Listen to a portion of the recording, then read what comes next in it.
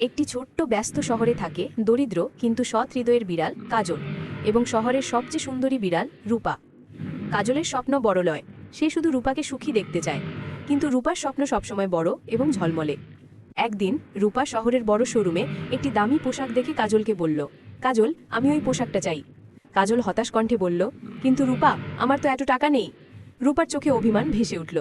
শেষমেশ রূপার জেদের কাছে হার মানল কাজল। তারা শোরুম থেকে পোশাক চুরি করল, কিন্তু পুলিশ বিড়ালরা ধাওয়া করল আর কোনো মতে অন্ধকার গলিতে লুকিয়ে বাঁচল। সেই রাতে কাজল অপরাধ বোধে কেঁপে উঠল এবং সিদ্ধান্ত নিল এখন থেকে কেবল সৎ পথে রূপার স্বপ্ন পূরণ করবে। দিন রাত কঠোর পরিশ্রম করে অবশেষে সে রূপার জন্য সেই দামি পোশাক কিনে আনলো। রূপা খুশি হলো, পোশাক পরে সে যেন আরও ঝলমলে হয়ে উঠল।